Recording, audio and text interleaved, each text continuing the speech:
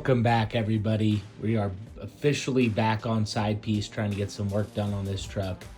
So in the last video, you guys got to see me ripping the cab off of this thing and ripping the bed off of this thing. So now we are down to the bare frame, which it was never my intention to strip it down to the frame, but I got under the truck. I saw a bunch of areas of rust and stuff I wanted to repair.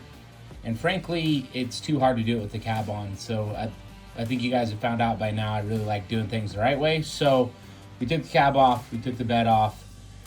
In this video, we're gonna be really going over stripping the frame down, getting it cleaned up.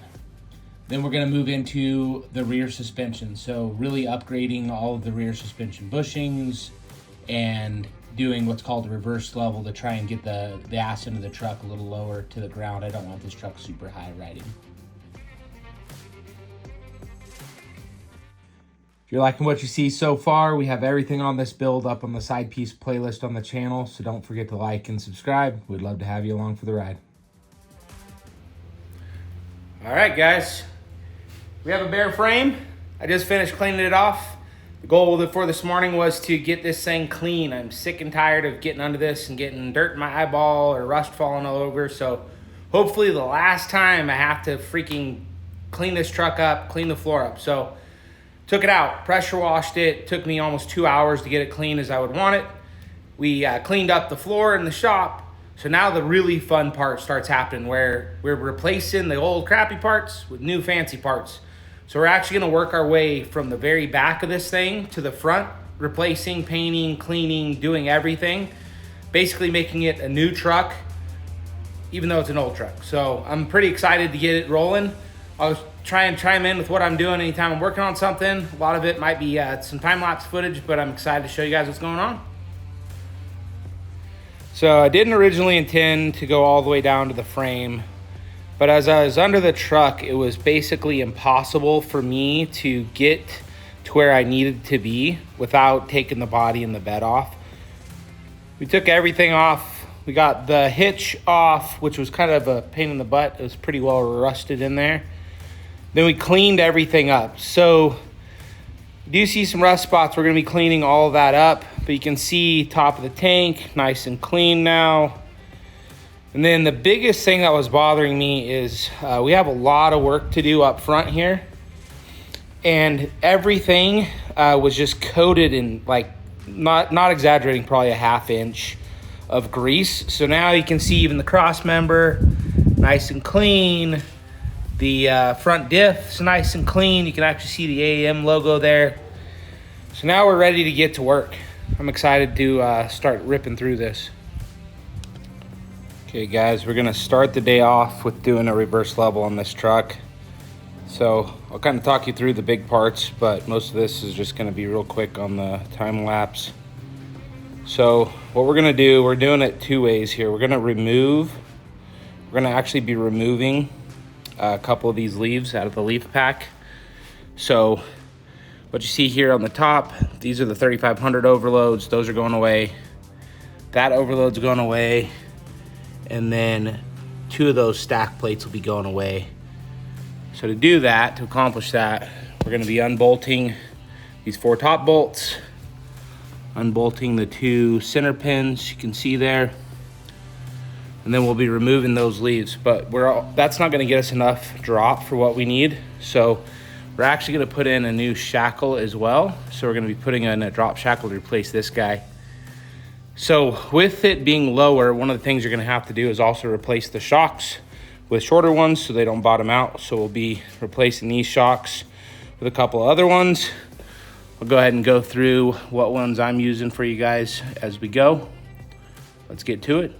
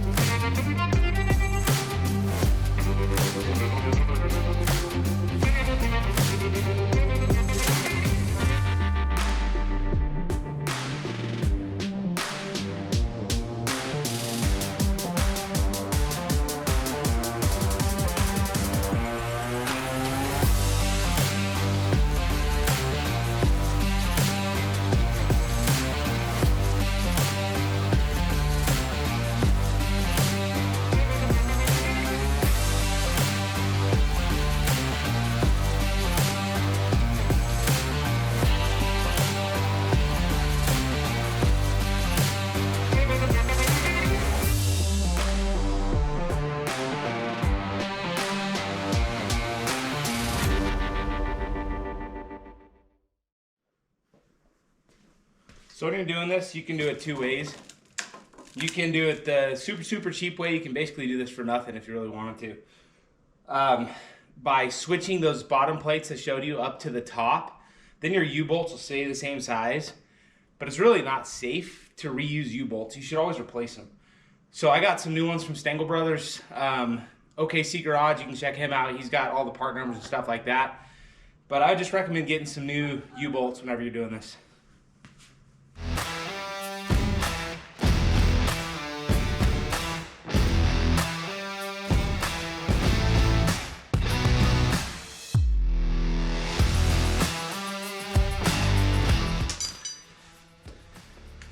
I just threw a jack stand up underneath the pinion just to support it because it's going to want to roll forward on you. When it rolls forward, it's going to grab your brake lines and stuff like that. So just to keep any stress off it, just could put something there to support it. So I am super lucky that I have a lift, but obviously you're going to have to use something to jack up the truck so you can actually get to those pins.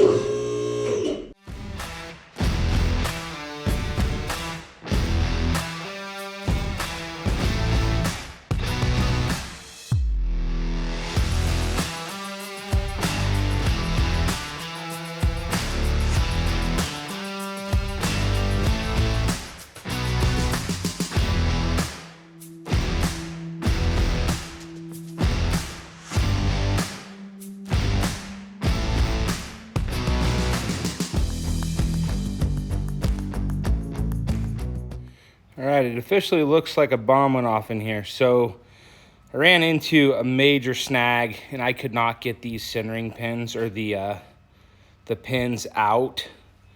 So I'm just gonna show you guys what I ended up having to do. So I pulled the leaf spring packs all the way out, which I kind of planned on doing anyways because I wanted to paint them.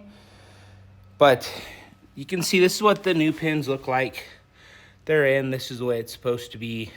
I'll tighten everything down and trim those off. But here's what I was running into. So these pins are completely seized in there.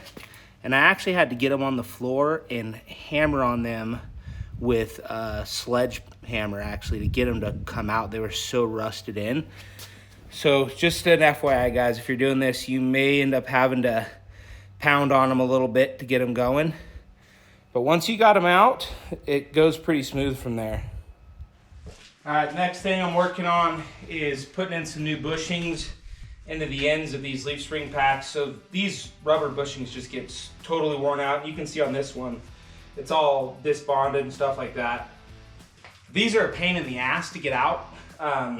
If you have access to a hydraulic press, I'm gonna show you my way of doing it. I think it's probably about the easiest way that I've found. If you don't have access to a hydraulic press, you typically have to just drill out the rubber and then just, get after it with a chisel. But I'm gonna show you my method. So very first thing we're gonna do is cut off this flange. So there's a little flange from when they press in. The reason I want to remove this flange is so I have something to press against so my press doesn't get bottomed out.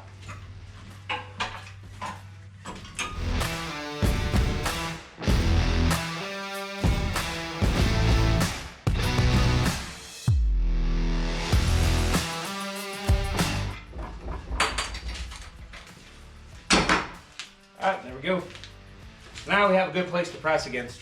All right, so what I have is this socket that literally just barely fits inside of this. And I'm gonna press to the inside diameter, and that's gonna press this whole thing out. And if this seems sketchy, that's because it is super sketchy, but it does seem to work.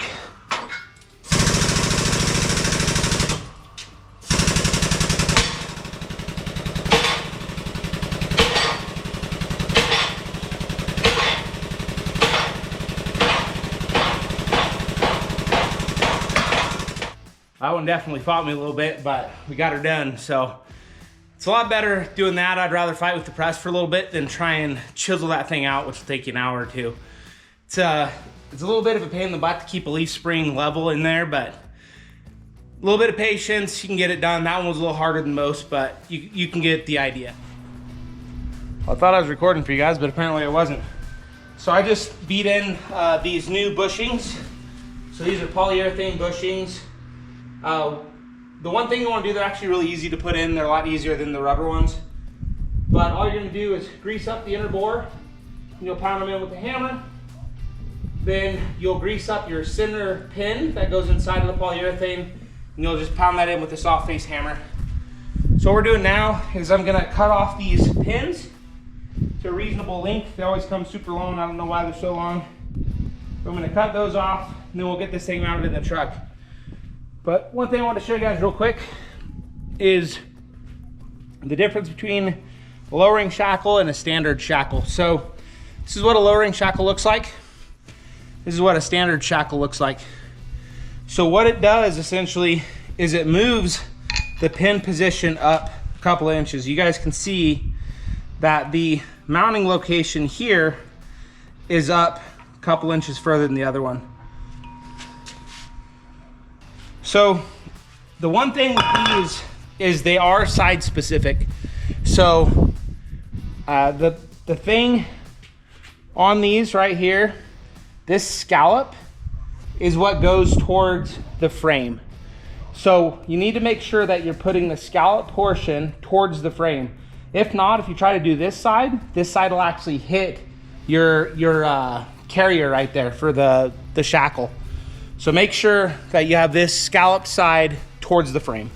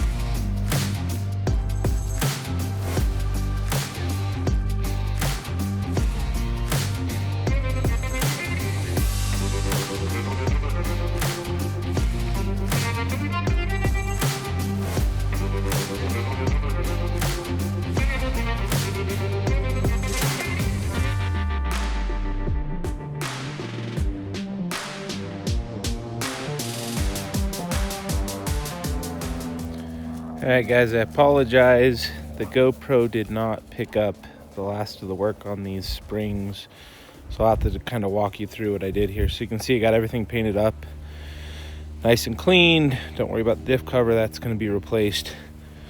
But we did these guys. So these are the 2-inch lowering shackles.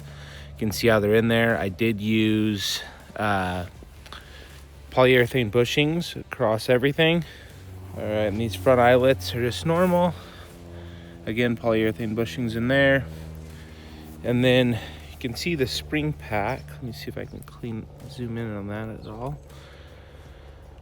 So the spring pack is, we remove the overloads on the top and we remove the overloads on the bottom. So that should give us a total of about 4 inches of drop. We have 2-inch drop springs for the front. So between the two, we should get a nice level ride about 2 inches lower than stock. Still a lot of work to go, but the frame is all cleaned up. Everything that was rusted was scaled and treated. So I don't know if you guys remember, but right here we had quite a bit of rust. So this is where that hitch was riding. Now it's nice and clean. No more worries about rust there. Cleaned up the spare tire carrier. Like I said, I'll be putting a different diff cover on there, so that's why that's still rusty. Then we'll be replacing all the brakes, so those will look nice too.